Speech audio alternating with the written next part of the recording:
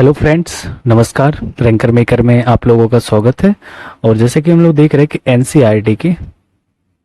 NCERT हम 6 से 12 तक का एक जो सीरीज चला रहे हैं, इसमें आपने क्लास 6 का हो गया, 7 का हो गया और क्लास 8 का ये आपका चैप्टर नंबर 5 है। और अभी हम यहाँ पे जो बात करें तो किसको सॉल्व कर रहे हैं, केवल हिस्ट्री के एनसीईआरटी लेके चल रहा है। किसका? ये हिस्ट्री है आपका। और इसके बाद हिस्ट्री के बाद हम अदर सब्जेक्ट और कोई लेंगे। और तो ये क्लास 8 का चैप्टर नंबर 5 पे हम लोग आ गए हैं। तो चैनल पर अगर अभी कोई नया है तो चैनल को लाइक कर लें, सब्सक्राइब करें और जुड़े रहें रैंकर मेकर के साथ। देखिए, अगर 2000 आपको 24 का एंड आपको 25-26 कोई भी यूपीएससी देना है तो एनसीईआरटी मोस्ट कंपलसरी है आपको रीड करने के लिए। आप अगर यूपीएससी या यूपी स्टेट कोई भी अदर स्टेट्स की भी प्रिपरेशन कर रहे हैं, स्टेट लेवल पीसीएस की, तब भी आपको कंपलसरी कि आपको एनसीईआरटी पढ़ना है। तो एक बार पढ़ लीजिए। देखिए, आप कोचिंग में जाएंगे तब भी वहाँ पे 2-2.5 लाख रुपए फीस लगती है और एनसीईआरटी फिर भी पढ़ना पड़ता है। तो एक बेसिक कंप्लीट हो जाएगा। पर चैनल को बस दरअसल वीडियो को प्ले करके भी आप रख सकते हैं, सुनते रहेंगे कहानी। तो कुछ ना कुछ मैं एज ए स्टोरी के फॉर्म में बताता हूँ। लास्ट में इसके क्वेश्चन आंसर की भी डिस्कस करते हैं, जो भी इसके में लास्ट में कुछ क्वेश्चन दिए रहते हैं। तो जुड़े रहिए रैंकर मेकर के साथ। चलिए शुरू करते हैं। आज का टॉपिक है वो, उसका नाम है आपका टॉपिक का नाम है कब जब जनता बगावत करती है। तो जनता कब बगावत करती है? 1857। और उसके बाद जो 1857 की क्रांति हुई थी, तो उसके बाद जो बगावत होती है उसके बारे में देखना। तो एक आपको पिक्चर दिख रही है जिसमें लिखा है सिपाही किसान विद्रोह के लिए ताकत जुटाते हुए। तो सिपाही है यहाँ पे किसान विद्रोह के लिए ताकत जुटाते हुए। विद्रोह 1857 में उत्तर भारत के मैदानों में फैल गया था। ठीक है। अगर हम देखो सिपाही की अगर बात करें तो सिपाही भी एक टाइप से बंदूकधारी, मतलब वर्दीधारी किसान ही थे। उस टाइम पे इतना कुछ नहीं था कि उनको इतना वेतन मिलता हो। उनकी सबकी फैमिली कहीं ना कहीं एक किसान फैमिली से जुड़ी थी, जो भी सिपाही थे, है ना। तो हम बोल सकते हैं वर्दी धारक किसान थे वो। चलिए कुछ नीतियां और लोग उसके बारे से देखते हैं। देखो, एक पिक्चर दिख गई होगी आपको किस टाइप से हो रहा है जो। तो पिछले अध्याय में आइए आपने ईस्ट इंडिया कंपनी और नीतियां और जनता पर उसके प्रभावों के बारे में पढ़ा। तो हम लोगों ने ये देख लिया कि ईस्ट इंडिया कंपनी के बारे में कैसी नीतियां थी, जनता पर क्या प्रभाव पड़ रहा था, वो नीतियों, वो सारी चीजें। तो इन नीतियों से राजाओं और रानियों, किसानों, जमींदारों, आदिवासियों और सिपाहियों सब पर तरह तरह से असर पड़ रहे थे। सब पे कुछ ना कुछ तो असर था, है ना। आप यह भी देखो, राजा ने नीति बनाई होगी या रानी ने, जो भी हो, तो उसने क्या अपने राजस्व के लिए। अब किसानों को उससे फायदा नहीं होगा तो विरोध करेंगे, असर अलग रहेगा। जमींदारों को लिए भी कुछ फायदा होगा क्योंकि वो टैक्स कलेक्शन करेंगे। आदिवासियों पे अलग तरीके का था कि वहां पे उनको देखा था जंगलों में खेती नहीं करने दे रहे थे, तो वो मानते थे कि ये सब हमारे लिए बेभू है। बेभू मतलब बाहर से आए लोग हैं, इसको परेशान कर। सिपाहियों पे अलग तरीके का तो सब पे अलग अलग कुछ ना कुछ प्रभाव पड़ रहे थे।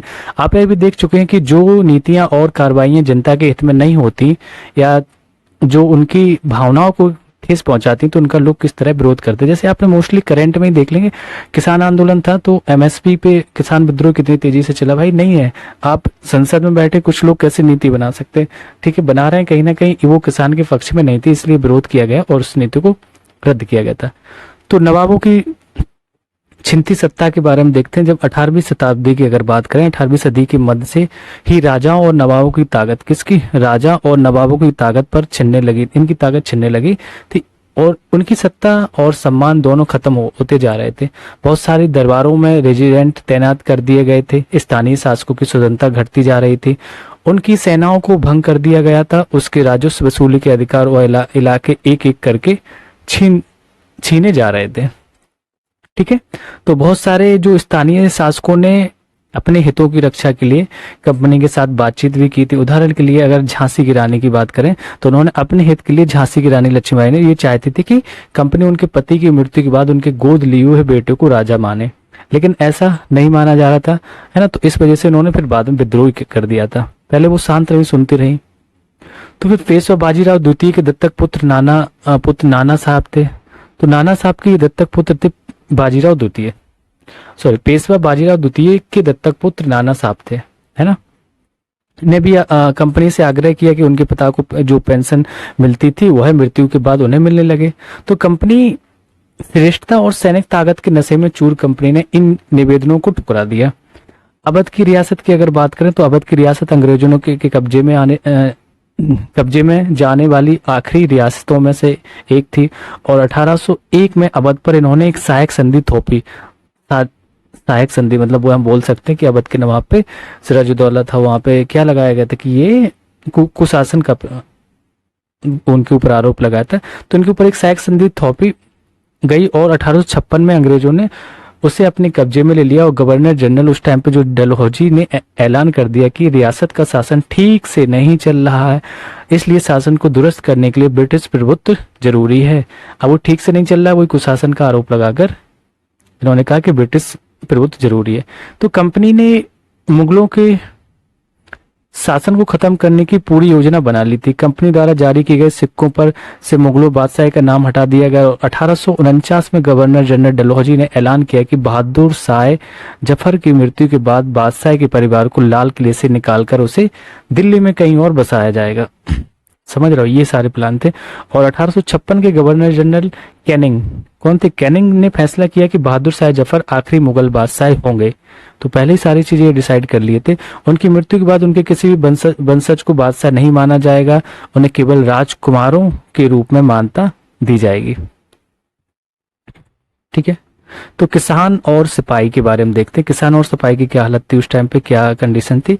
तो गांवों में किसान और जमींदारी भारी भरकम लगान और कर वसूली के सख्त तौर तरीकों से परेशान थे। बहुत सारे लोग महाजनों से लिया कर्ज नहीं लौटा पा रहे थे।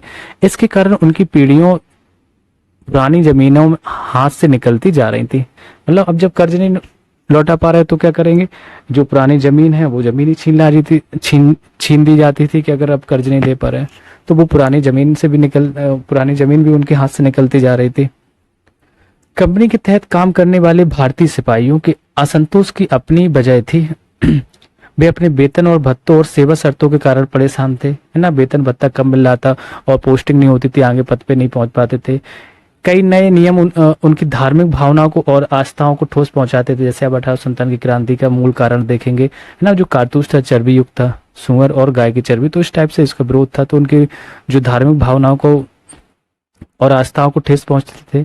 कि आप जानते हैं कि उस जमाने में बहुत सारे लोग समुद्र पार नहीं जाना चाहते थे। हाँ, हिंदू धर्म दरअसल एक ऐसा था कि अगर आप समुद्र पार जा रहे हैं तो आप पाप कर रहे हैं, तो इसको पाप माना जाता था उस टाइम पे। तो लोग समुद्र पार नहीं जाते थे और अंग्रेज लोग, जो यहाँ की जो सेना थी, इन्होंने एक संधि करा ली थी कि आपको समुद्र पार भी जाना पड़ेगा।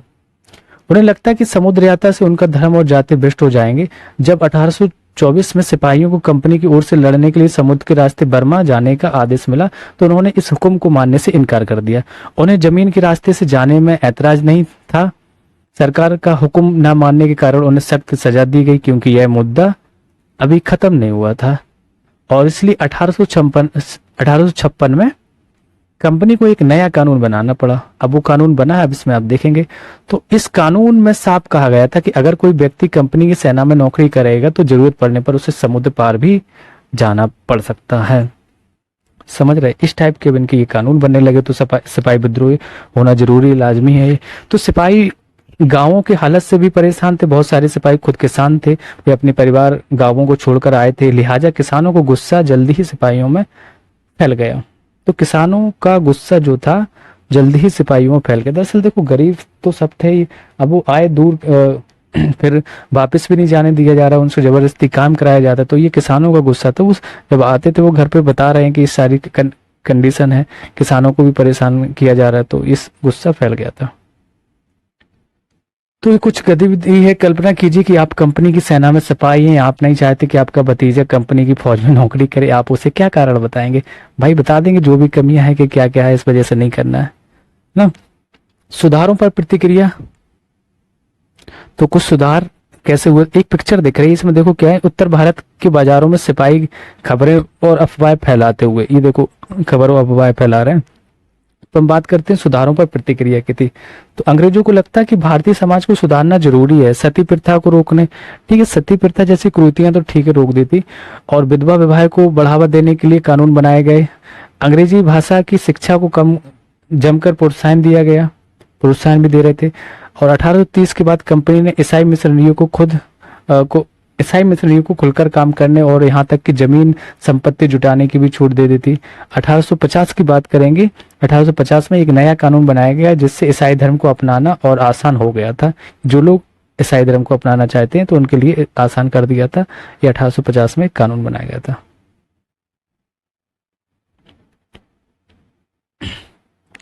तो इस कानून में क्या था, इस कानून में प्रावधान किया गया कि अगर कोई भारतीय व्यक्ति ईसाई धर्म अपनाता है तो भी पुरखों की संपत्ति पर उसका अधिकार पहले जैसा बना रहेगा। किसकी? पुरखों की संपत्ति पर उनका अधिकार पहले जैसा ही रहेगा। बहुत सारे भारतीयों को यकीन हो गया कि अंग्रेज उनका धर्म, उनके सामाजिक रीति रिवाज और परंपरागत जीवन शैली को नष्ट कर रहे हैं। दूसरी तरफ ऐसे भारतीय भी थे जो मौजूदा सामाजिक व्यवस्था में बदलाव चाहते थे। इन सुधारकों और उनके सुधार आंदोलनों के बारे में आप अध्याय 6 में पढ़ेंगे। कुछ लोग चाह रहे थे, हाँ ठीक है, जो थोड़े समझदार थे कि बदलाव होना जरूरी, लेकिन बदलाव के साथ साथ बुराइयां भी बहुत है ना, कुरीतियां। ठीक है, आपने सती प्रथा हटा दी, विधवा पुनर्विवाह दोबारा से कराया, ठीक है, लेकिन कुछ जो वो पॉइंट सही थे, लेकिन यहाँ जो शोषण हो रहा है किसानों को, तो यहाँ पे किसान लोग भड़केंगे अब, क्योंकि उनके रीति रिवाज को बंद किया जा रहा है। जनता की नज़र से देखें तो जनता की नज़र से उस जमाने में लोग अंग्रेज शासन के बारे में क्या सोच रहे थे, इसका जायजा लेने के लिए आप स्रोत 1 और 2 को पढ़िए। देख लीजिए भैया, स्रोत 1 और 2 को। स्रोत फर्स्ट में लिखा है 84 नियमों की सूची। 84 नियमों की सूची की बात करते हैं कि यहाँ महाराष्ट्र के एक गाँव में रहने वाले ब्राह्मण थे एक विष्णु भट्ट गोडसे द्वारा लिखित एक पुस्तक मांझा प्रवास। कौन सी पुस्तक है? मांझा प्रवास की कुछ अंश दिए गए हैं। विष्णु भट्ट और उनके चाचा मथुरा में आयोजित किए जा रहे एक यज्ञ में भाग लेने के लिए निकले। तो कौन कौन? विष्णु भट्ट और उनके चाचा मथुरा में एक यज्ञ हो रहा था, उसमें भाग लेने के लिए निकले। विष्णु भट्ट लिखते हैं कि रास्ते में उनकी मुलाकात कुछ सिपाहियों से हुई, जिन्होंने उन्हें सलाह दी कि वे वापस लौट जाएं, क्योंकि 3 दिन के भीतर चारों तरफ कोहराम मच जाएगा। सिपाहियों ने तो जो कहा वह इस प्रकार था कि अब नीचे लिखा है, अब देखेंगे कि अंग्रेज सरकार हिंदू और मुसलमानों के धर्म को नष्ट करने पर आमादा है। उन्होंने 84 नियमों, कितने? 84 नियमों की एक सूची बनाई है और कोलकाता के सारे राजाओं और राजकुमारों की मौजूदगी में उसका ऐलान कर दिया। उन्होंने सिपाहियों ने बताया कि राजा इन नियमों को मानने के लिए तैयार नहीं है। उन्होंने अंग्रेजों के घातक परिणामों की चेतावनी दी और राजाओं ने कहा कि अगर ये नियम लागू किए गए तो भारी उथल पुथल मच जाएगी। कि राजा भारी गुस्से में अपनी राजधानियों को लौट गए और तमाम बड़े लोग योजनाएं बना रहे थे। धर्म युद्ध के लिए तारीख तय कर ली गई थी और मेरठ छावनी से एक गुप्त योजना तैयार करके विभिन्न छावनियों में भेज दी गई थी। ये इन्होंने बताया, ठीक है। ये विष्णु भट्ट गोडसे मांझा प्रवास से इनको पता चलता है कि उन्होंने, वो कहाँ जा रहे थे? अपने चाचा के साथ मथुरा जा रहे थे यज्ञ करने, वहां पे बीच में सिपाही मिले, उन्होंने इनको बताया था। चलिए आगे देखते हैं। स्रोत नंबर 2 लिखा है कि जल्दी ही हर टुकड़ी में उत्तेजना छा गई। हर टुकड़ी में उत्तेजना छा गई मतलब जो विद्रोह होना था उसकी चिंगारी फैलने लगी थी धीरे धीरे से, सबको पता। उस दौर की एक झलक सूबेदार सीताराम पांडे। तो सूबेदार थे कौन? सीताराम पांडे की संस्करणों में मिलती है। और सीताराम पांडे को 1822 में, कब, सॉरी 1812 में बंगाल नेटिव आर्मी, कौन सी? बंगाल नेटिव आर्मी में सिपाही के तौर पर भर्ती किया गया था। उन्होंने 48 साल नौकरी की और 1860 में सेवानिवृत्त हो गए थे। उन्होंने बगावत को दबाने में अंग्रेजों की मदद की, हालांकि उनका बेटा विद्रोहियों के साथ था और अंग्रेजों ने उसे सीताराम की आंखों के सामने ही मार डाला। बताइए। अपने सेवानिवृत्ति के बाद उनकी कमान अफसर जो नारगेट ने उन्हें अपने संस्मरण लिखने के लिए प्रेरित किया और सीतारमन ने 1861 में अवधी भाषा में अपने जो संस्मरण लिखे हैं, जिनका नारगेट ने अंग्रेजी में अनुवाद किया और फ्रॉम सिपाही टू सूबेदार, सिपाही से सूबेदार तक के उन्होंने अपना पूरा सफर लिखा के नाम से प्रकाशित करवाया। और सीताराम पांडे के संस्मरणों का एक अंश इस प्रकार था, तो वो अंश हम लोग देख लेते हैं क्या था। मेरा मानना है कि अवध पर हुए कब्जे से सिपाहियों के भीतर गहरा अविश्वास भर गया था और वे सरकार के खिलाफ साजिशें रचने लगे थे। अवध के नवाब और दिल्ली के बादशाह नुमाइंदों, कहा कि आपके भाई अवध के नवाब और दिल्ली के बादशाह नुमाइंदों की सेना की नब्ज जानने के लिए पूरे भारत में भेज दिया गया था। उन्होंने सिपाहियों की भावनाओं को और हवा दी। उन्होंने सिपाहियों को बताया कि विदेशियों ने बादशाह के साथ कितना बड़ा धोखा किया। उन्होंने 1000 झूठ गढ़ डाले और सिपाहियों को अपने माल को अंग्रेजों के खिलाफ बगावत करने के लिए उकसाया ताकि दिल्ली में बादशाह को दोबारा गद्दी पर बैठाया जा सके। तो उनकी दलील थी कि अगर सिपाही मिलकर काम करें तो इन सुझावों पर अमल करें तो सेना ऐसा कर सकती है। तो ये सारी चीजें सीताराम पांडे ने जो संस्मरण लिखे थे उसमें ये शब्द मिले थे, उसी के शब्द हैं ये। चलिए ठीक, आगे देखते हैं क्या है।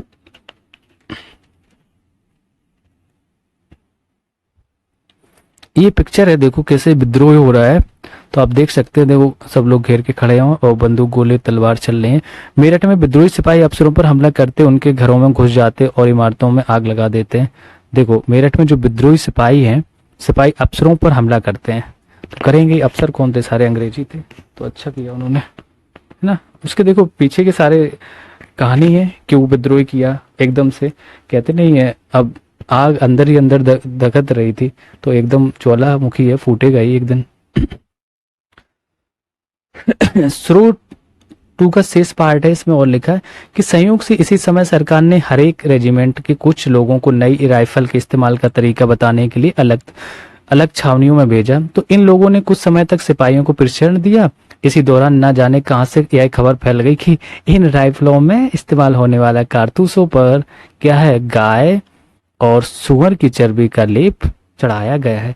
तो हमारी रेजिमेंट के लोग दूसरे लोगों को लिखकर यह खबर भेजने लगे और जल्दी ही हर एक रेजिमेंट में उत्तेजना का माहौल बन गया। कुछ लोगों ने कहा कि उनकी 40 साल की नौकरी में सरकार ने उनके मजहब को चोट पहुंचाने के लिए, मतलब मजहब को चोट पहुंचाने के लिए कभी कुछ नहीं किया। लेकिन जैसा कि मैंने पहले ही जिक्र किया कि अवध पर कब्जे के कारण सिपाही पहले ही गुस्से में थे।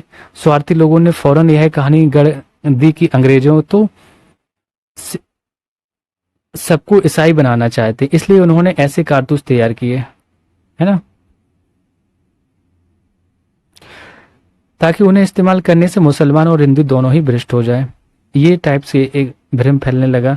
तो कुछ साइट में कुछ चीजें दी गई, उसको रीड कर लेते हैं। लिखा है कि गतिविधि सीताराम और विष्णु भट्ट के मुताबिक लोगों के दिमाग में मुख्य चिंताएं कौन सी थी, उनकी राय में शासकों ने क्या भूमिका निभाई, सिपाही क्या भूमिका निभाते दिखाई दे रहे हैं, ये सारी चीजें थी।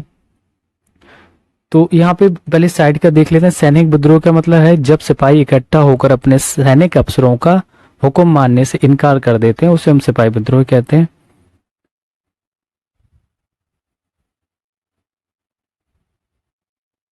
ठीक है, और आगे रीड करते हैं कि लिखा है कि सैनिक विद्रोह जन विद्रोह बन गया। अब ये जन विद्रोह बन जाएगा कि सभी लोग इसको विद्रोह करेंगे।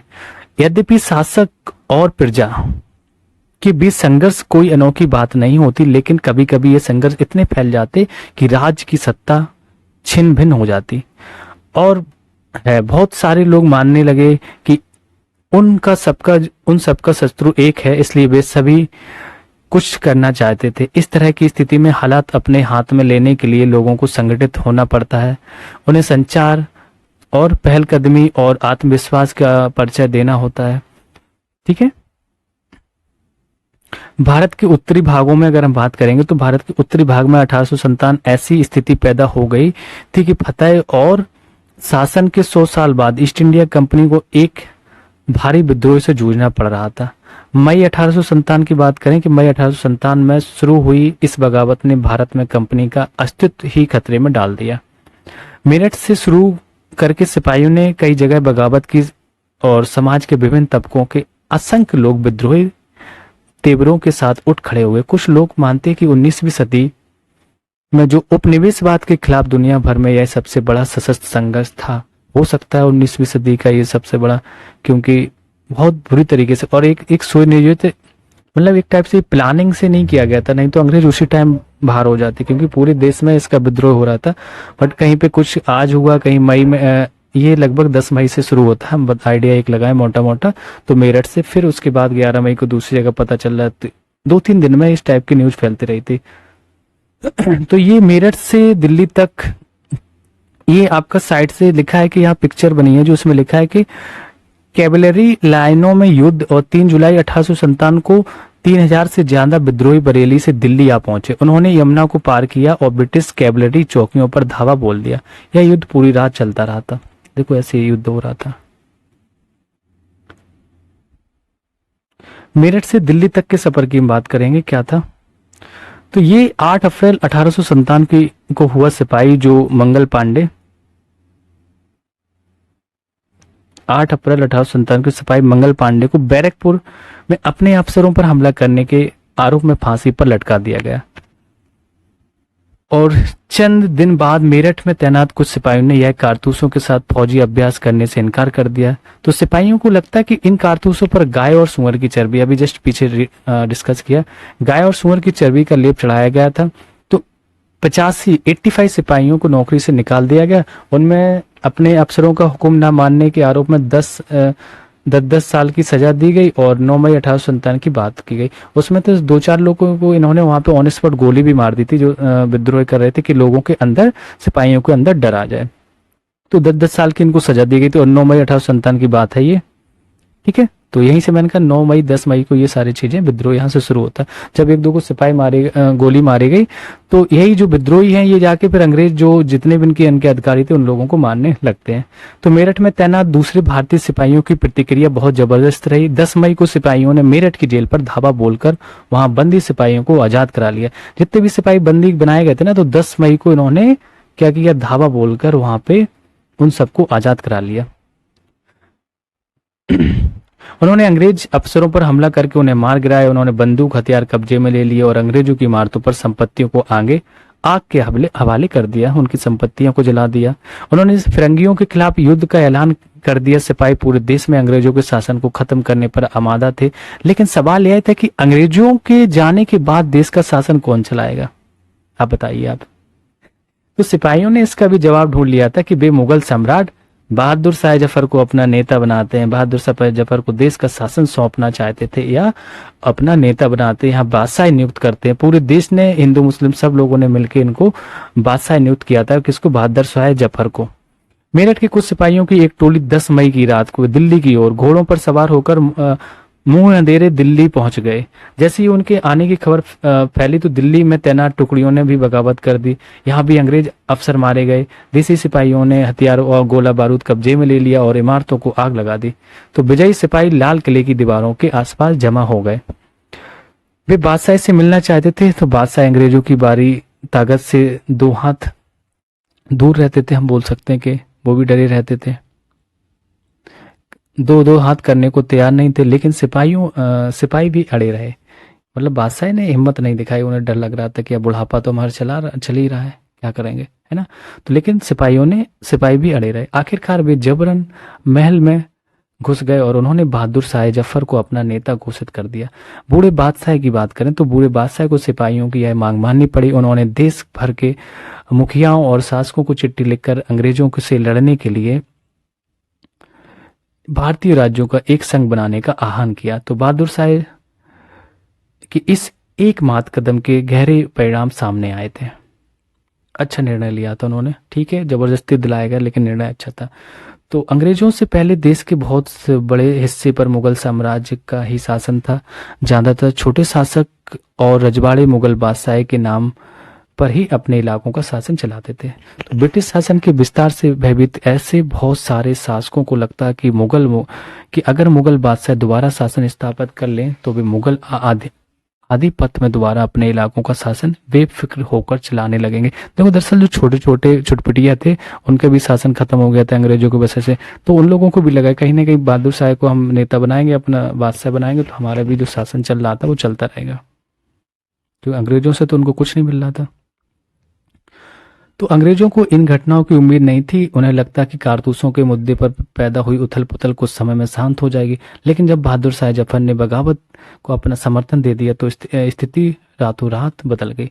अक्सर ऐसा होता है कि जब लोगों को कोई रास्ता दिखाई देने लगता है तो उनका उत्साह, साहस बढ़ जाता है। सिंपल सा है। तो इससे उन्हें आगे बढ़ने की हिम्मत, उम्मीद और आत्मविश्वास मिलता है।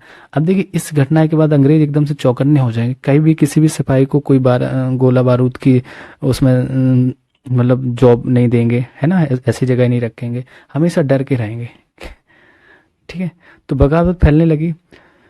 तो बगावत के बारे में आगे देखते हैं कि बगावत फैलने लगी। तो बगावत कैसे फैलने लगी थी इसके बारे में देखते हैं। तो जब दिल्ली से अंग्रेजों के पैर उखड़ गए तो लगभग 1 हफ्ते तक कोई विद्रोह नहीं हुआ। तो जाहिर है कि खबर फैलने में भी कुछ समय तो लगना ही था, है ना। तो लेकिन फिर तो विद्रोह का जो सिलसिला ही शुरू हो गया था। मतलब समझ लेना क्या है कि बगावत फैलने कैसी लगी थी जब दिल्ली से अंग्रेजों के पैर उखड़ गए, क्योंकि सारी मेरठ से देखा पूरी जनता है ना, सैनिक पूरा विद्रोह करके जा रहे थे रास्ते में, और दिल्ली के वहां भी लाल किले में जितने भी सैनिक कहने के आसपास थे अंग्रेजों पर, वो भी उन्होंने भी विद्रोह कर दिया, तो अंग्रेजों के वहां से तो पैर उखड़ गए। तो जाहिर है कि खबर फैलने में भी कुछ समय तो लगना ही था, लेकिन फिर तो विद्रोहों का सिलसिला ही शुरू हो गया था, हर जगह विद्रोह होने लगे थे। एक के बाद एक हर रेजिमेंट में सिपाहियों ने विद्रोह कर दिया और वे दिल्ली, कानपुर, लखनऊ, कहाँ का आपका दिल्ली हो, कानपुर या लखनऊ जैसे मुख्य बिंदु पर दूसरी टुकड़ियों का साथ देने को निकलने पड़े। उनकी देखा देखी कस्बों और गांवों में कस्बों और गांवों के लोग भी बगावत के रास्ते पर चलने लगे। वे स्थानीय नेताओं, जमींदारों और मुखियाओं के पीछे संगठित हो गए। ये लोग अपनी सत्ता स्थापित करने और अंग्रेजों से लोहा लेने को तैयार हो गए थे। तो वहां पे स्वर्गीय बाजीराव पेशवा के दत्तक पुत्र थे आपके, कौन, नाना साहब के दत्तक पुत्र नाना साहब कानपुर के पास रहते थे। कानपुर के पास मतलब वही बिठूर वाला, इनको भगा दिया गया था वहां से, बिठूर मतलब निर्वासित कर दिया गया था, तो बिठूर आ गए थे।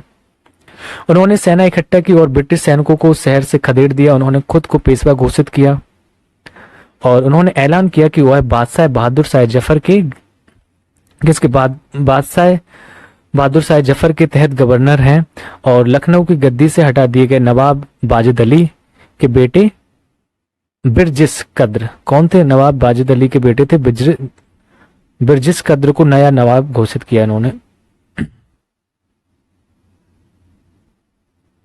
ठीक है।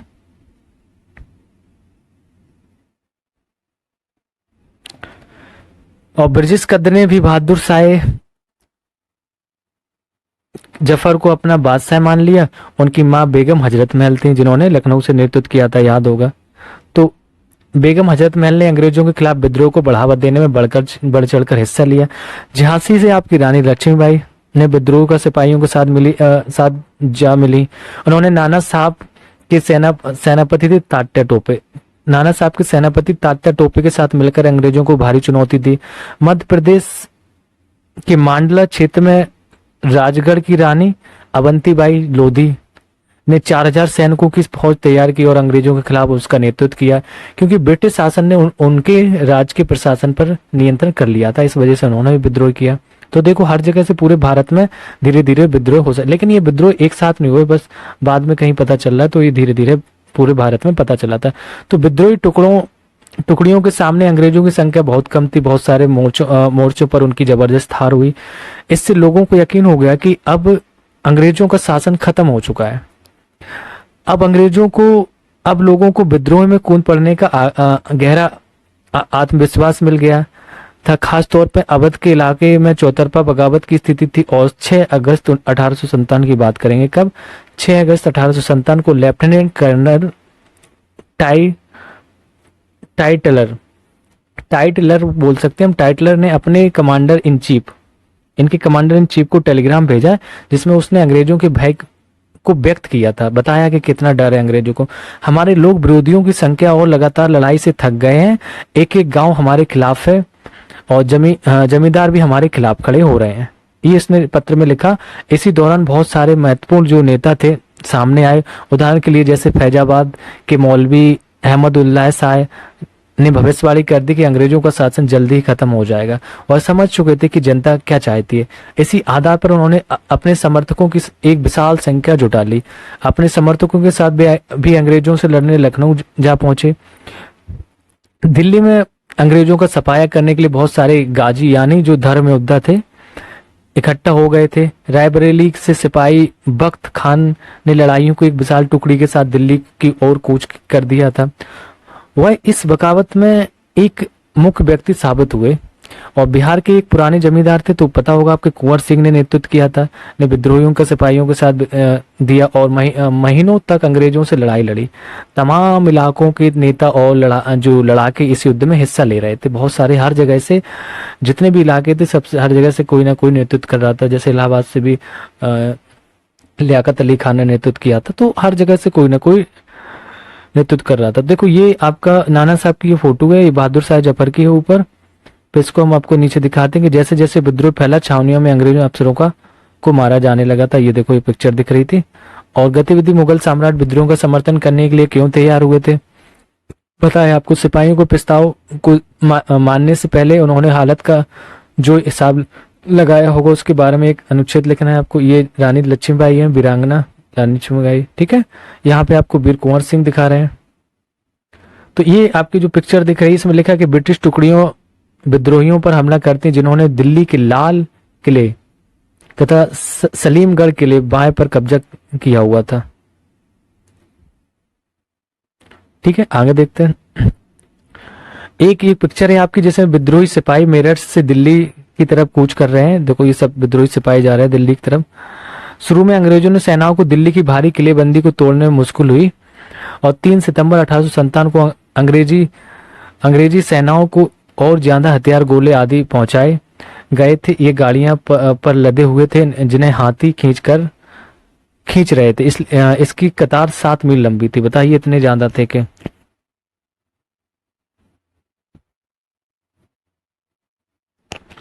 ठीक है। कंपनी का पलटवार देखते हैं कैसे कंपनी ने पलटवार किया था।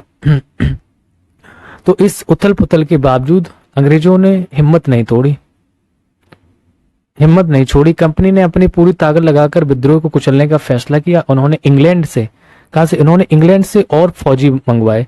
विद्रोहियों को जल्दी सजा देने के लिए वो नए कानून बनाए और विद्रोहियों को मुख्य केंद्रों पर धावा बोल दिया जहां विद्रोही इकट्ठे थे। सितंबर 1857 में दिल्ली दोबारा अंग्रेजों के कब्जे में आ गई थी। तो देख रहे हैं कुछ ही थोड़े दिन के लिए इनको जोश था, लेकिन एक मतलब प्लानिंग के हिसाब से विद्रोह नहीं किया गया था। इस वजह से फिर से अंग्रेजों का कब्जा होगा दिल्ली में। अंतिम मुगल बादशाह बहादुर शाह जफर पर मुकदमा चलाया गया और उन्हें आजीवन कारावास की सजा दी गई। बताइए, उनके बेटों की आंखों के सामने गोली मार दी गई, बेटों को और बहादुर शाह और उनकी पत्नी बेगम जीनत महल को। तो बहादुर शाह की पत्नी का नाम था बेगम जीनत महल। बेगम जीनत महल को अक्टूबर 1858 में रंगून जेल भेज दिया गया। इसी जेल में नवंबर 1862 में बहादुर शाह जफर की अंतिम सांस ली गई। दिल्ली पर अंग्रेजों का कब्जा हो जाने का यह मतलब नहीं था कि विद्रोह खत्म हो चुका था। इसके बाद भी लोग अंग्रेजों से टक्कर ले रहे थे। व्यापक बगावत की विशाल ताकत को कुचलने के लिए अंग्रेजों को अगले 2 साल तक लड़ाई लड़नी पड़ी। फिर जब जाके मार्च 1858 में लखनऊ अंग्रेजों के कब्जे में चला गया और जून 1858 में रानी लक्ष्मीबाई की शिकस्त हुई और उन्हें मार दिया गया था। तो दुर्भाग्यवश ऐसा ही रानी अवंतीबाई लोधी के साथ हुआ जो मध्य प्रदेश से नेतृत्व कर रही थी। खेड़ी की शुरुआती विजय के बाद उन्होंने अपने आप को अंग्रेजी फौज से घिरा पाया और वे शहीद हो गई थी। तात्या टोपे की बात करते हैं। तात्या टोपे के मध्य भारत के जंगलों में रहते हुए आदिवासियों और किसानों की सहायता से वो छापामार युद्ध चलाते रहे, लेकिन जिस तरह वे पहले अंग्रेजों के खिलाफ मिली सफलताओं से विद्रोह को उत्साह मिला था, उसी तरह विद्रोह ताकतों की हार से लोगों की हिम्मत टूटने लगी। अब देखो, तात्या टोपे की बात करेंगे तो जंगल से तो ये युद्ध करते रहे, छापामारी, लेकिन एक अपने मित्र के यहाँ ये जाते रुकते हैं तो वो अंग्रेजों से मिल जाता, वो उसी मित्र के चक्कर में बेचारे मारे जाते हैं। तो बहुत सारे लोगों ने विद्रोह का साथ छोड़ दिया और अंग्रेजों ने भी लोगों को विश्वास जीतने के लिए हर संभव प्रयास किए। उन्होंने वफादार भूस्वामियों को, अब देखो ये अपने ओर मिलाने लगे। जितने भी वफादार भूस्वामी थे, वफादार भूस्वामियों के लिए इनामों का ऐलान कर दिया। उन्हें आश्वासन दिया गया कि उनकी जमीन पर उनके परंपरागत अधिकार बने रहेंगे। जिन्होंने विद्रोह किया था उनसे कहा गया कि अगर वे अंग्रेजों के सामने समर्पण कर देते हैं और अगर उन्होंने किसी अंग्रेज की हत्या नहीं की है तो वे सुरक्षित रहेंगे और जमीन पर उनके अधिकार और दावेदारी बनी रहेगी। इसके बावजूद सैकड़ों सिपाहियों, विद्रोहियों, नवाबों और राजाओं पर मुकदमे चलाए गए और उन्हें फांसी पर लटका दिया गया था। अब आदमी डर भी जाएगा कि कहेगा हमने कुछ नहीं किया, चलो मिल जाते हैं। तो ये सारी चीजें हुई। हम एक पिक्चर थी ऊपर देख लेते हैं। ये तात्या टोपी इस स्मृति में जारी डाक टिकट है, तो इस टाइप से ये था। यहाँ पे लिखा है कि उन स्थानों की सूची बनाए जहां 1857 के मई, जून और जुलाई में महीनों का विद्रोह हुआ था। तो ये मई, जून, जुलाई 4 महीने तक चला था, 3 महीने तक। ये अंग्रेज टुकड़ियों दिल्ली में घुसने के लिए कश्मीर गेट को जो बारूद से उड़ा दिया गया था। ये ऐसा पिक्चर है। तो कश्मीर गेट को किसने, अंग्रेज टुकड़ियां दिल्ली में घुसने के लिए कश्मीर गेट को बारूद से उड़ा दिया। चलिए, अभी बगल में पिक्चर बनी है, इसमें देखेंगे अंग्रेज टुकड़ियां कानपुर के पास विद्रोह को पकड़ लेती हैं। और ध्यान से देखें किस तरह कलाकार ने अंग्रेज सिपाहियों को बहादुरी से विद्रोहियों पर धावा बोलते हुए दिखाया गया। देखो कैसे अंग्रेज एक विद्रोहियों पर धावा बोल रहा है। विद्रोही मतलब भारतीय लोग, भारतीय सैनिक, भारतीय किसान। विद्रोह के बाद के साल क्या हुआ था, विद्रोह के बाद वो भी देखते हैं। तो अंग्रेजों ने 1859 में, कब, अंग्रेजों ने 1859 के आखिर तक देश पर दोबारा नियंत्रण पा लिया था, लेकिन अब वे पहले वाली नीतियों के सहारे शासन नहीं चला रहे थे। अंग्रेजों ने जो अहम बदलाव किए वे निम्नलिखित थे। क्या क्या किया उन्होंने, कि ब्रिटिश संसद ने 1858 में एक नया कानून पारित किया और ईस्ट इंडिया कंपनी के सारे अधिकार ब्रिटिश साम्राज्य के हाथ में सौंप दिए गए, ताकि भारतीय मामलों को ज्यादा बेहतर ढंग से संभाला जा सके। तो अब किसके हाथ में चले गए, ईस्ट इंडिया कंपनी के जितने अधिकार थे वो ब्रिटिश साम्राज्य में चले गए। ब्रिटिश मंत्रिमंडल के एक सदस्य को भारत मंत्री के रूप में नियुक्त किया गया। किसको भाई, ब्रिटिश मंत्रिमंडल के एक सदस्य को भारत मंत्री के रूप में नियुक्त किया गया। उसे भारत के शासन से संबंधित मामलों को संभालने का जिम्मा सौंपा गया। उसे सलाह देने के लिए एक परिषद का गठन किया गया जिसे इंडिया काउंसिल कहा जाता था। तो एक इंडिया काउंसिल बनाया गया। इंडिया काउंसिल में कौन रहेगा भाई, ब्रिटिश मंत्री रहेगा, वो भारत मंत्री के नाम से कहलाएगा, ठीक है, नियुक्त किया गया था। तो भारत के गवर्नर जनरल को वायसराय कहा गया। तो ये 1858 के उसमें एक्ट में था आपके। तो क्या कहा गया, जनरल, गवर्नर जनरल वायसराय का ओहदा दिया गया। इस प्रकार उसे इंग्लैंड की राजा रानी का निजी प्रतिनिधि घोषित किया गया था। वो इंग्लैंड का नेतृत्व करेगा, वो गवर्नर जनरल रहेगा। भारत में रह के एक इंग्लैंड का प्रतिनिधित्व घोषित किया गया। फलस्वरूप अंग्रेज सरकार ने भारत के शासन की जिम्मेदारी सीधे अपने हाथों में ले ली थी। तो ये मैंने पिक्चर बता दी आपको। चलिए आगे देखते हैं। और पॉइंट है आपका दूसरा नंबर का, लिखा है कि देश के सभी शासकों को भरोसा दिया गया कि भविष्य में कभी भी उनके भूक्षेत्र पर कब्जा नहीं किया जाएगा। उन्हें अपनी रियासत, अपने वंशजों, यहाँ तक कि दत्तक पुत्रों को सौंपने की छूट दे दी गई। अब देखो, दत्तक पुत्र पहले छूट नहीं दे रहे थे, अब आप दत्तक पुत्र को भी अपनी संपत्ति को दे सकते हैं। उन्हें इस बात के लिए प्रेरित किया गया कि ब्रिटेन की रानी को अपना अधिपति स्वीकार करें। इस तरह भारतीय शासकों को ब्रिटिश साम्राज्य के अधीन शासन चलाने की छूट दी गई थी कि आप ब्रिटिश साम्राज्य के अधीन रहेंगे तो अपने शासन चला सकते हैं। तीसरे नंबर पॉइंट में था कि सेना में भारतीय सिपाहियों का अनुपात कम करने और यूरोपीय सिपाहियों की संख्या बढ़ाने का फैसला किया गया, क्योंकि सिपाही तो विद्रोह कर देते। तो अब धीरे धीरे उन्होंने क्या किया, यूरोपीय सिपाहियों की संख्या बढ़ाएंगे, भारतीयों की कम करेंगे।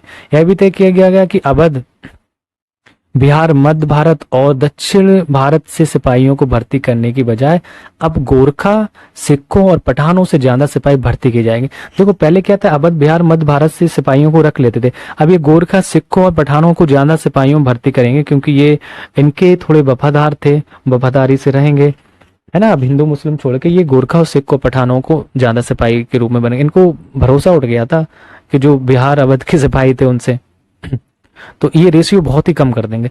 चौथे नंबर का पॉइंट था कि मुसलमानों की जमीन और संपत्ति बड़े पैमाने पर जब्त की गई। उन्हें संदेह व शत्रुता के भाव से देखा जाने लगा।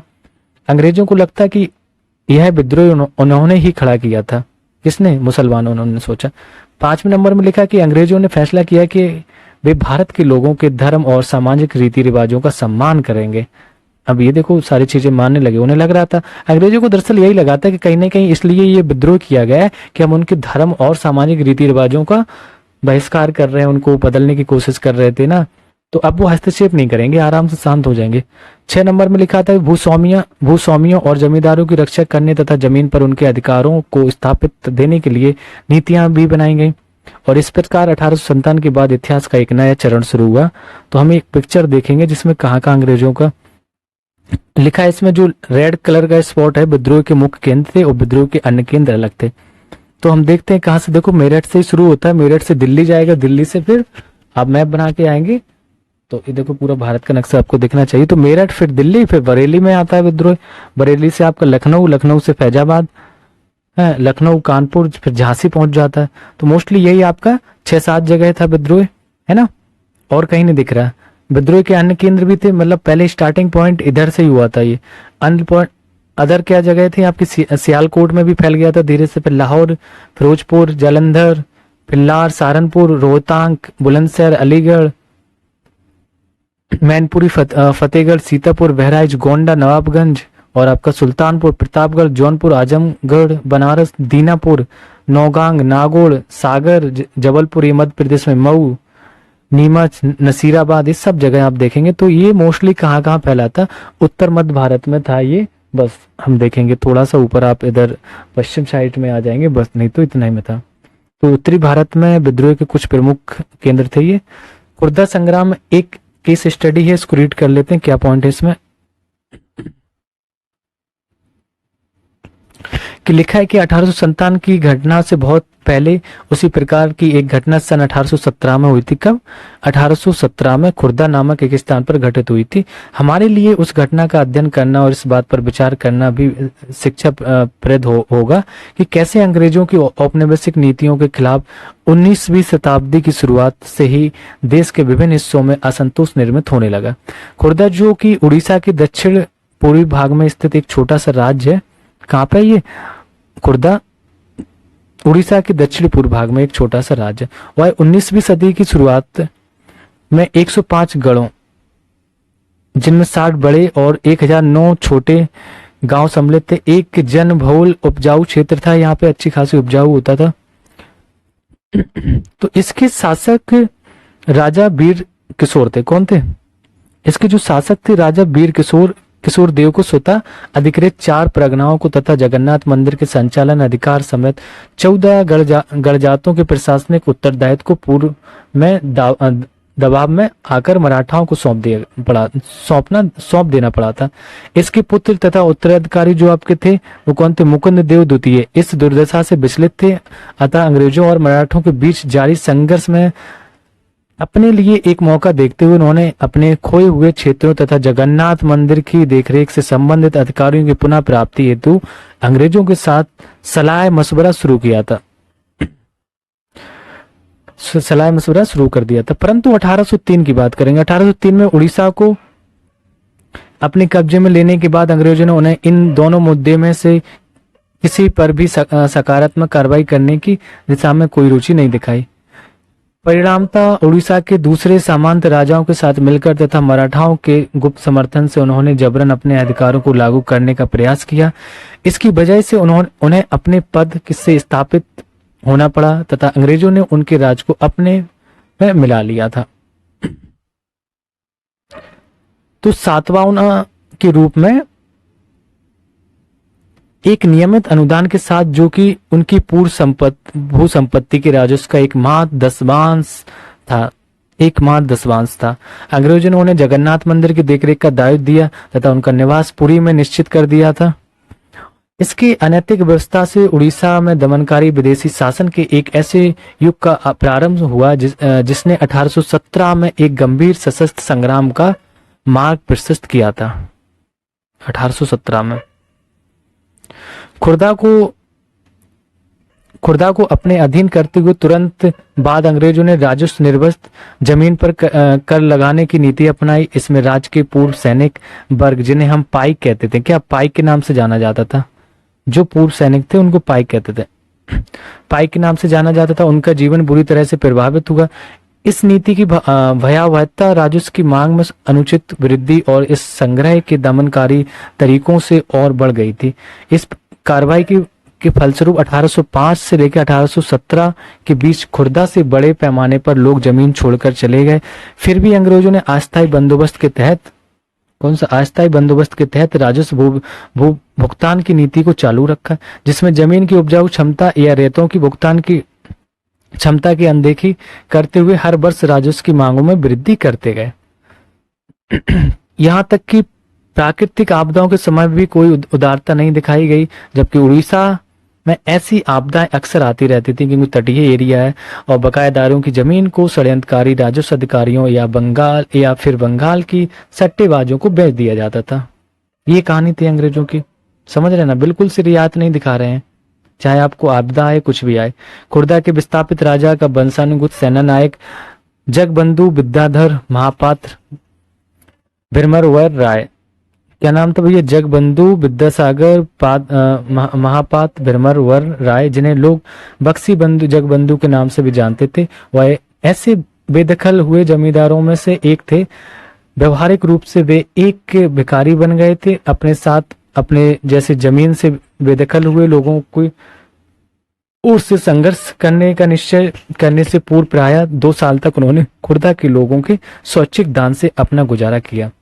बीते हुए वर्ष के साथ साथ जो तकलीफ इन शिकायतों के साथ जुड़ गई थी वे थी कि अंग्रेजों द्वारा इस क्षेत्र में चांदी के सिक्कों का प्रचलन इस नई मुद्रा में राजस्व के भुगतान पर जोर देना था, है ना। खाद्य सामग्री की कीमतों में अभूत वृद्धि कर दी गई थी। नमक की आपूर्ति में कमी जो कि कंपनी की एकाधिकारी नीति के चलते लगभग दुर्लभ हो गया था, जिसके कारण उड़ीसा के जो पारंपरिक रूप से नमक बनाने वाले इस काम में वंचित हो गए थे। ठीक है,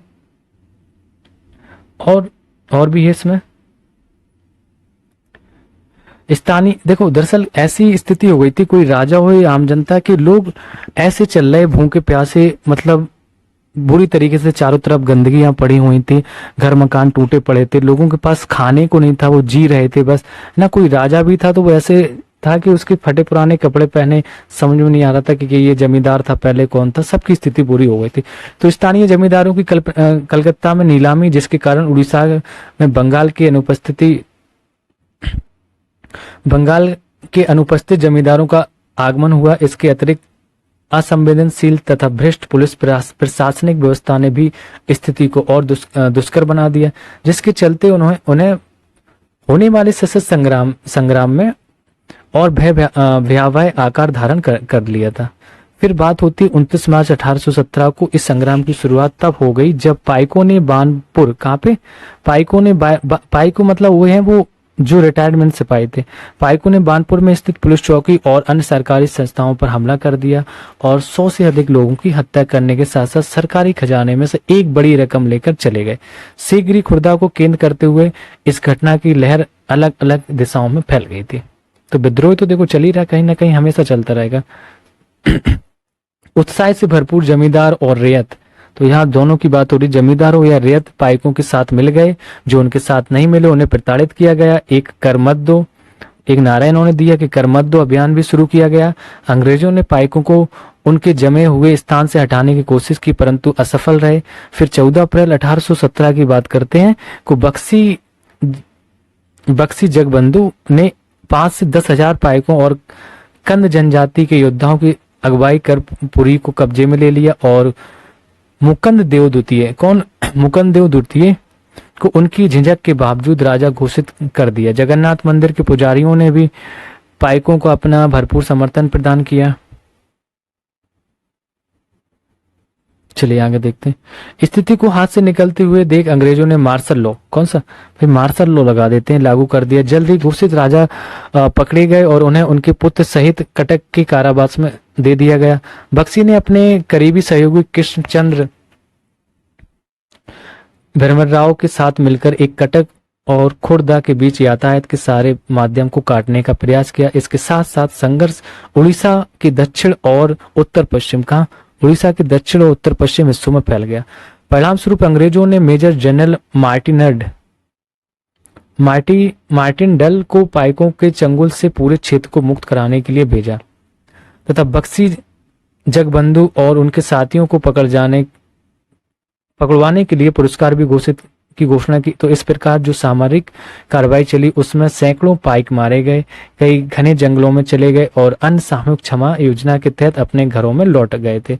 तो इस तरह से अंग्रेजों ने मई 1817 तक खुर्दा के संग्राम को लगभग काबू में कर लिया था। ये 1857 के पहले की विद्रोह की कहानी बता रहे थे। वो देखो पैरेलल कुछ चीजें चल रही थी, कहीं दक्षिण भारत में अलग, मध्य भारत में अलग, उत्तर भारत में अलग था, तो सबको आपको देखना है। परंतु खुर्दा के बाहरी क्षेत्रों में बक्सी जगबंधु ने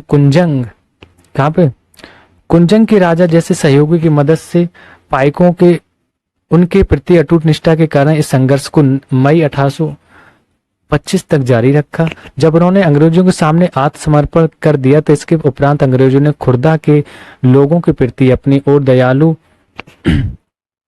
अनुग्रहित और सहनशीलता की नीति अपनाई। पुलिस और न्यायिक व्यवस्था में आवश्यक सुधार किया। नमक की कीमतों में कमी की गई।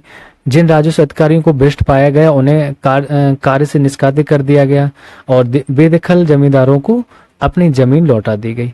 देवगंत खुर्दा के राजा के पुत्र रामचंद्र देव, वहां पे देवगंत खुर्दा के राजा के पुत्र थे रामचंद्र देव तृतीय को स्वतंत्र कर पूरी जाने दिया गया। और 26,000 रुपए के अनुदान के साथ उन्हें जगन्नाथ मंदिर की देखरेख का दायित्व भी सौंपा गया था।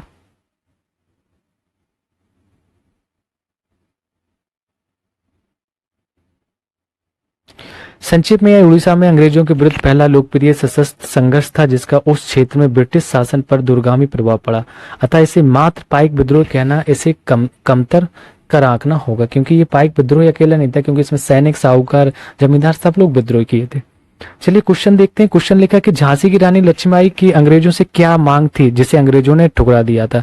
तो इसमें सिंपल सा आप आंसर दे सकते हैं कि झांसी की जो रानी थी, रानी लक्ष्मीबाई की जो पति की मृत्यु के बाद वो चाहते थे कि अंग्रेज उनके जो गोद लिए हुए बेटे को राज का वैध अधिकारी मान ले, लेकिन अंग्रेजों ने ऐसा नहीं माना था ना। अंग्रेजों ने यह नियम बना दिया था कि जो डॉक्ट्रिन ऑफ लैप्स था ना, हड़प नीति के नाम से एक नियम बनाया था, और उसके अनुसार वो जब कोई भारतीय राजा की मृत्यु हो जाती और उत्तराधिकारी कोई नहीं रहता, मतलब उनका पुत्र नहीं है, तो गोद लिया हुआ कोई मान्य नहीं रहेगा। फिर क्या करते थे अंग्रेज, अपने इसी हुकूमत से अपने उसको मिला लेते अपने अंदर में। मोस्टली हम कह सकते हैं अंग्रेजों ने भारतीय जो राज्यों को हड़पने के लिए इस टाइप की नीति बनाई थी, है ना। दूसरा क्वेश्चन से ईसाई धर्म अपनाने वालों के हितों की रक्षा के लिए अंग्रेजों ने क्या किया। तो भाई जिन्होंने ईसाई धर्म अपना लिया, तो ऐसे भारतीय जिन्होंने जो भी ईसाई धर्म अपनाया, उन्हें अपने पूर्वजों की संपत्ति प्राप्त करने का अधिकार दे दिया जाता था, और ऐसे उन्होंने भारत में ईसाईकरण को बढ़ावा देने के लिए भी किया था, बोल सकते हैं सीधा सा, है ना। नेक्स्ट क्वेश्चन देखते हैं। क्वेश्चन नंबर 30 लिखा है सिपाहियों को नए कारतूसों पर क्यों ऐतराज था। तो हम लोगों ने देखा कि अंग्रेज कि जो हुकूमत के समय जो बंदूक में कारतूस लगाने के लिए सिपाहियों को जो कारतूस की जो ऊपर लगी जो खोल को पहले हटाना पड़ता था, है ना, तो उसको हटाने के लिए मुंह से काटना पड़ता था, और उसमें कहा गया था गाय और सूअर की चर्बी का इस्तेमाल किया गया। तो ऐसी चीजों से हिंदू और मुस्लिम हम बात करें तो दोनों धर्म के सिपाही थे, उनका क्या धार्मिक भावनाओं को ठेस पहुंचती थी, और जिन्हें सुनकर सिपाही भड़क गए, उन्होंने इसके इस्तेमाल से इनकार कर दिया था। क्वेश्चन नंबर 14 लिखा है कि अंतिम मुगल बादशाह ने अपने आखिरी साल किस तरह बिताए। बताइए भैया कैसे बिताए। तो अंतिम मुगल बादशाह बहादुर शाह जफर था, है ना। अंग्रेजों ने इसको कहाँ भेज दिया था, तो बर्मा भेज दिया। तो सिपाही विद्रोह के समय बंदी बनाकर बर्मा मतलब वर्तमान का जो म्यांमार है वहां भेज दिया था, कि राजधानी रंगून में, हाँ, जहां उन्हें अपने जीवन के अंतिम दिन बिताने पड़े। ये दिन उनके जीवन के बहुत ही कष्टदायी रहे हैं। इसी जेल में रहते 1862 में उनकी मृत्यु हो गई थी। देख रहे हैं, राजा रहकर भी उनको ऐसा रहता है, सबका समय बदलता है। फिर हम बात करते हैं क्वेश्चन नंबर 5 में लिखा है मई 1857 से पहले भारत में अपनी स्थिति को लेकर अंग्रेज शासकों के आत्मविश्वास के क्या कारण थे। तो अगर हम मई 1857 के भारत में जो स्थिति की बात करें, अंग्रेजों का आत्म जो विश्वास के कारण बताएं, तो 1857 से पहले अंग्रेजों को भारत में अपनी स्थिति को लेकर आत्मविश्वास काफी बड़ा हुआ था, जिसके हम बोल सकते हैं कुछ थोड़े से कारण क्या है कि अंग्रेजों की सोच थी कि भारतीय सैनिक उनके विश्वसनीय हैं, उन्हीं के बल पर उन्होंने भारत में इतनी बड़ी ब्रिटिश साम्राज्य खड़ा किया है। आप समझ रहे हो, ऐसी सोच थी। भारतीय सिपाहियों ने बहुत सी लड़ाइयां जीतकर अंग्रेजों की झोली में दी थी, उन्हें भारतीय सिपाहियों पर पूरा यकीन था। वे ये भी जानते थे कि कई स्थानीय जमींदार और राजा उनके शासन का समर्थन करते हैं। तो ये कहानी थी। क्वेश्चन नंबर 6 देखेंगे बहादुर शाह जफर द्वारा विद्रोहियों को समर्थन देने से जनता और राज परिवारों पर क्या असर पड़ा था। तो ध्यान देना कि बहादुर शाह जफर द्वारा जो विद्रोहियों को समर्थन देने से उनकी जनता और राज परिवारों पर क्या असर पड़ा। क्वेश्चन नंबर 6 की बात करते हैं। तो बहादुर शाह जफर जब द्वारा जो विद्रोही सैनिकों के समर्थन देने से आम जनता की अगर हम बात करें तो आम जनता तो उत्साहित हो गई थी कि चलो अब राजा का साथ है, अब क्या चाहिए। जब उन्हें लगा कि अब अंग्रेजी सत्ता को उखाड़ फेंकेंगे तो बड़े खुश हो रहे थे। दूसरा पॉइंट बोल सकते हैं अंग्रेजों की नीतियों से राजवाड़े भी परेशान थे। तो अंग्रेजों ने अपने नीतियों से कई भारतीय राजाओं के राज्यों को हड़प लिया था, जिसमें अवध प्रमुख था, है ना, और झांसी को भी उसी समय सामना करना पड़ा था। 1857 के टाइम की बात है। तो बहादुर शाह जफर के समर्थन की खबर से राज परिवारों में खुशी की लहर दौड़ पड़ी थी ना। उन्हें लगा कि अब ब्रिटिश शासन खत्म हो जाएगी और उसके राज वापस मिल जाएंगे। क्वेश्चन नंबर 7 देखते हैं। 7 में लिखा है कि अवध के बागी भूस्वामियों के समर्पण से करवाने के लिए अंग्रेजों ने क्या किया था। तो यहाँ पे अवध के जो बागी भूस्वामियों को समर्पण कराने के लिए अंग्रेजों ने घोषणा की कि जो भूस्वामी ब्रिटिश राज के प्रति स्वामी भक्त बने रहेंगे उन्हें हम अपने जमीन पर पारंपरिक अधिकार का उपयोग करने की स्वतंत्रता बनी रहेगी। अंग्रेजों ने कई भूस्वामियों, राजाओं और नवाबों पर मुकदमे चलाते और अंत में फांसी दे दी गई। जिन्हें भूस्वामियों ने विद्रोह किया था उन्होंने किसी जो गोरे पे मतलब अंग्रेज को अगर गोली नहीं मारी थी, हत्या नहीं की थी, तो आत्मसमर्पण करना चाहते तो उनकी सुरक्षा की गारंटी दी जाएगी, उनकी जमीन पर उनके दावे और अधिकार का विरोध नहीं किया जाएगा, ये सारी छूट दे रहे थे, है ना। क्वेश्चन नंबर 8 देखते हैं क्या लिखा है। क्वेश्चन नंबर 8 में लिखा है कि 1857 की बगावत के फलस्वरूप अंग्रेजों ने अपनी नीतियां किस तरह बदली। तो शासकों को उनके क्षेत्र पर शासन करने के अधिकार को सुनिश्चित किया गया था, यही नीति थी इनके बदले, और उत्तराधिकारी के रूप में गोद लिए गए पुत्र को मान्यता दे दी गई थी। बाद में 1857 की क्रांति के बाद ये पॉइंट हुए थे।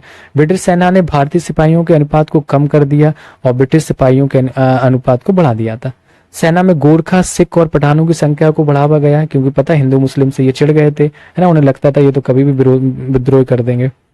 मुसलमानों को संदेह और शत्रु की दृष्टि से देखा जाने लगा था, बोल ही रहे अभी। अंग्रेज अब भारतीय रिवाज, धर्म, परंपराओं और सामाजिक प्रथाओं को सम्मान देने लगे, अब नहीं करेंगे, है ना। तो जमींदार और भूस्वामी उनकी जमीनों पर अधिकार को और सुरक्षित बनाएगा, ये सारे पॉइंट थे।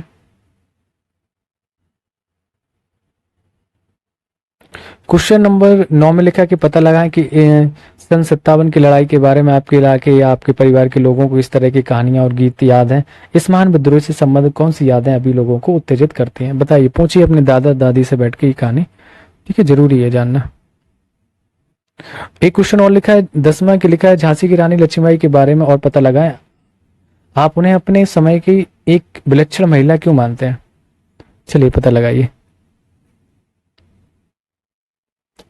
अब पता लगाए चाहे लगाए, अगर नॉर्मल से आपको कहानी बचपन से सुनते आए होंगे रानी लक्ष्मीबाई की ना, इनका जन्म कहाँ हुआ था, तो बनारस के आसपास 1800। चलो ये पॉइंट बता दे, देखो हमेशा वनडे एग्जाम पूछा जाता है, हम बात कर रहे हैं रानी लक्ष्मीबाई की, इन्हीं को अंडरलाइन करके चलते हैं। तो इनका जन्म की अगर हम बात करेंगे तो जन्म इनका हुआ था 1828 में, और कहाँ पे हुआ था, बनारस लगा सकते, लेकिन बनारस के आसपास हुआ था, ठीक है, बनारस आप मानना। और इनके जो पिता मतलब जो पिता मोरपंत तांपे एक मराठी ब्राह्मण थे। कौन थे, पिता का नाम था मोरपंत तांपे, एक मराठी ब्राह्मण थे। उनकी माता का नाम था भागीरथी बाई, एक जो सुसंस्कृत धार्मिक महिला थी। और इनकी जो 14 वर्ष की आयु में उनकी शादी झांसी के राजा कौन थे, गंगाधर राव। तो गंगाधर राव से इनकी शादी हो जाती है,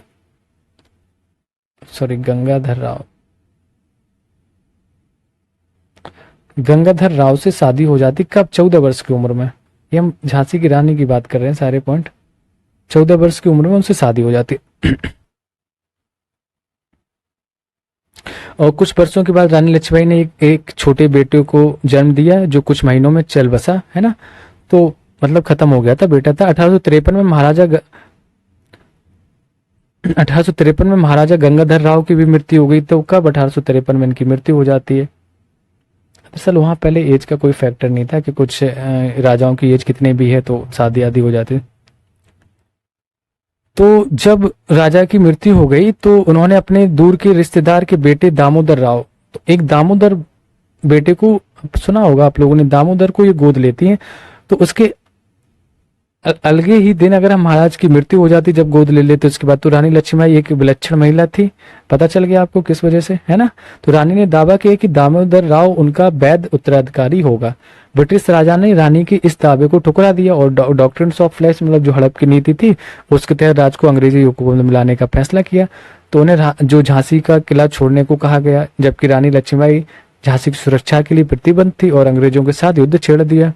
उन्होंने एक सेना का निर्माण भी किया जिसमें महिला एवं पुरुष दोनों थे। तो 2 सप्ताह तक अंग्रेजों के साथ युद्ध हुआ, जिसमें रानी ने अंग्रेजों से सेना का बहुत ही दिलेरी से मुकाबला किया। और जून 1858 में, कब, जून की बात है ये, जून 1858 में लक्ष्मीबाई की शिकस्त हुई और उन्हें मार दिया गया था। ठीक है, ये हम बोल सकते हैं। बस, तो ये आपका टॉपिक था झांसी लक्ष्मीबाई के बारे में, देखो जानना जरूरी था। बहुत अच्छी महिला योद्धा थी वो। तो ये आई होप आप लोगों को ये पसंद आएगा। एनसीईआरटी की जो सीरीज चल रही है, तो चैनल को लाइक करें, सब्सक्राइब करें। और ये क्लास 8 का हम लोग टॉपिक कर रहे थे, है ना। तो मिलते हैं नेक्स्ट क्लास में, जुड़े रहिए। रैंक